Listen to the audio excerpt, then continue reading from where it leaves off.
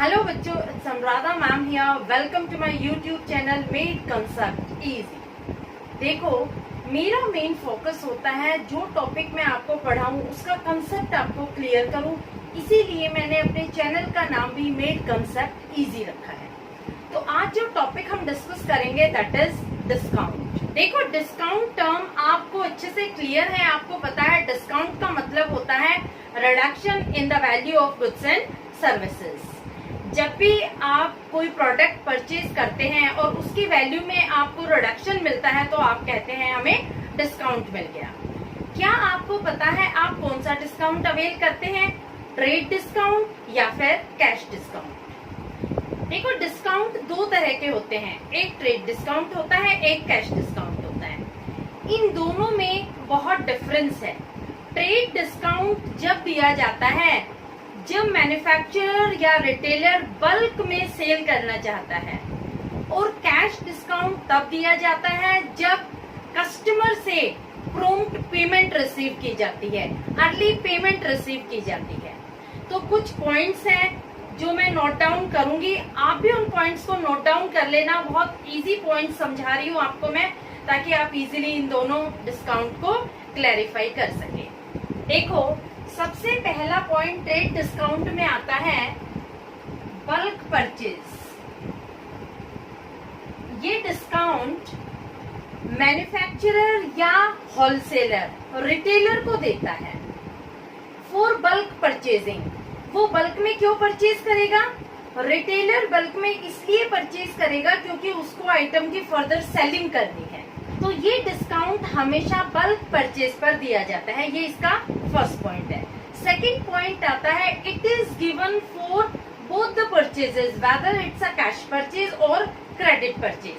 तो दोनों तरह के ट्रांजैक्शन पर ये डिस्काउंट मिलता है, चाहे ट्रांजैक्शन कैश का है या फिर क्रेडिट का है, क्योंकि it is related to purchases not to payment. तो चाहे परचेज कैश परचेज हो या फिर क्रेडिट परचेज हो, दोनों तरह की परचेजेस में ट्रेड डिस्काउंट मिलता है। देखो, ट्रेड डिस्काउंट की हम कभी भी बुक्स ऑफ अकाउंट में रिकॉर्डिंग नहीं करते हैं। जो भी ट्रेड डिस्काउंट, जितनी भी परसेंटेज ट्रेड डिस्काउंट दी जाती है, उस अमाउंट को डिडक्ट कर दिया जाता है फ्रॉम द इनवॉइस और फ्रॉम कैश में। इसलिए नेक्स्ट पॉइंट क्या हो जाएगा? No entry is passed. इसकी कोई भी एंट्री पास नहीं होती है। हम इसके अमाउंट को क्या करते हैं? Deducted from invoice. इस अमाउंट को हम इनवॉइस में से डिडक्ट कर देते हैं। तो हमेशा ध्यान रखना, इसके जो मेन पॉइंट्स हैं वो ये हैं कि it is given on the bulk purchase, ये इसका मेन पॉइंट है। Second point is it is given on both the transactions, whether it's a cash और क्रेडिट। इसके बाद इसकी अमाउंट को हम डिडक्ट करते हैं इनवॉइस में से, इसकी हम कोई भी एंट्री बुक्स ऑफ अकाउंट में रिकॉर्ड नहीं करते हैं। देखो, आपको एग्जांपल से समझाती हूँ मैं। A trader sells goods of the list price of ₹10,000 at 20% trade discount. तो हम कैसे इसकी कैलकुलेशन करेंगे? सबसे पहले हम 10,000 का 20% कैलकुलेट करेंगे। देखो, 10,000 का हमने 20% कैलकुलेट किया, 0,000 कितना आ गया? 2,000 रुपए। ये 2,000 रुपए किसके हैं? ट्रेड डिस्काउंट के हैं। तो ट्रेड डिस्काउंट के जो 2,000 रुपए है, 10,000 में से हम माइनस कर देंगे। 10,000 में से जब माइनस करेंगे तो कितने बचेंगे हमारे? 8,000 रुपए बच गए। 8,000 रुपए की हम एंट्री दिखाएंगे, इस 2,000 रुपए का हम कोई भी ट्रांजैक्शन नहीं दिखाएंगे। तो हमारी एंट्री क्या होगी? Cash account debit ₹8,000 to sales account ₹8,000। मैंने यहाँ सेल्स को क्रेडिट क्यों किया है? क्योंकि आपको ट्रांजैक्शन में 4 कैश वर्ड स्पेसिफाइड है। इसका मतलब ये जो सेल हुई है ये कैश ट्रांजैक्शन है, और कैश ट्रांजैक्शन पर 20% ट्रेड डिस्काउंट दिया गया है। तो मैंने यहाँ पर 2 सेल्स किया है। देखो, ट्रेड डिस्काउंट में आपको मेन ध्यान क्या रखना है कि जो अमाउंट आपको ट्रेड डिस्काउंट की मिल रही है वो आप कभी भी एंट्री में रिकॉर्ड नहीं करेंगे। आपको सिर्फ वो अमाउंट रिकॉर्ड करनी है जो लिस्ट प्राइस में से डिडक्ट करने के बाद जो हमें नेट अमाउंट मिलती है वो आपको रिकॉर्ड करनी है। यहाँ 10,000 रुपए क्या है लिस्ट प्राइस और 2,000 रुपए है ट्रेड डिस्काउंट। 2,000 जब हमने 10,000 में से माइनस किए तो हमें मिल रहे हैं 8,000 रुपए। तो एंट्री हमारी पास होगी सिर्फ 8,000 रुपए के लिए, 2,000 रुपए की कोई भी एंट्री पास नहीं। क्लियर? समझ में आया ट्रेड डिस्काउंट? देखो अब मैं आपको समझाती हूँ कैश डिस्काउंट। कैश डिस्काउंट वो डिस्काउंट होता है which is related to prompt payment. यहाँ पर सेलर कस्टमर को ये डिस्काउंट जब देता है when he makes payment with in the fix period of time. ये डिस्काउंट हमेशा अर्ली पेमेंट के लिए दिया जाता है। यहाँ पर बल्क परचेज का कोई रोल नहीं होता है। तो यहाँ हमारा मेन पॉइंट क्या बन जाता है कि it is related to prompt payment. ये प्रॉम्प्ट पेमेंट से रिलेटेड है और प्रॉम्प्ट पेमेंट कब दी जाएगी? Within the fix period of time. तो इसमें टाइम लिमिट भी होती है। फिक्स पीरियड जो सेलर टाइम देता है उसी टाइम में अगर पेमेंट बायर कर देता है तो वो उसको कैश डिस्काउंट देगा। अब देखो कैश डिस्काउंट में प्रॉम्प्ट पेमेंट होती है लेकिन फिक्स पीरियड में होती है। यहाँ पर सेलर टाइम स्पेसिफाई कर देता है बायर को कि देखो अगर आप पेमेंट 1 वीक में कर देते हैं तो मैं आपको 2% कैश डिस्काउंट दूंगा। क्योंकि ये पेमेंट से रिलेटेड होता है तो इसकी एंट्री हमेशा पेमेंट के साथ ही की जाती है। तो it is recorded in the books of account. तो इसकी एंट्री रिकॉर्ड की जाती है। Entry is recorded. जब हम पेमेंट की एंट्री करेंगे उसी टाइम डिस्काउंट की भी एंट्री रिकॉर्ड की जाएगी। ठीक है? और जो ये कैश डिस्काउंट है ये नॉमिनल अकाउंट है। ध्यान रखना आप इस बात को, इसका जो नेचर है ये नॉमिनल अकाउंट है।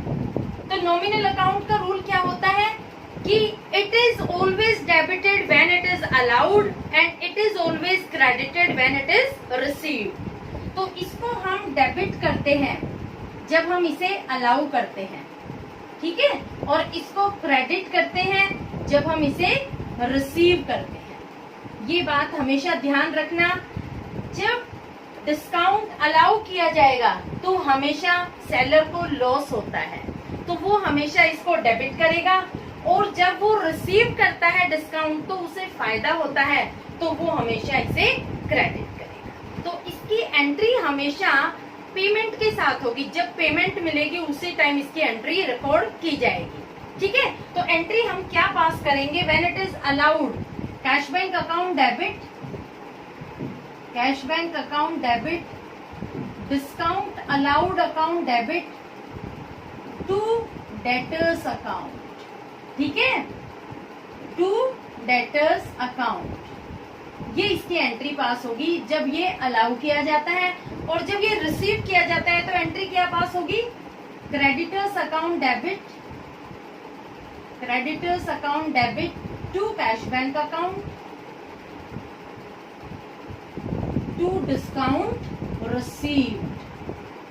ये इसकी एंट्री होती है। ये ध्यान रखना, जब डिस्काउंट अलाउ करते हैं तो ये हमेशा डेबिट आता है, और जब डिस्काउंट रिसीव होता है तो ये हमेशा क्रेडिट होता है।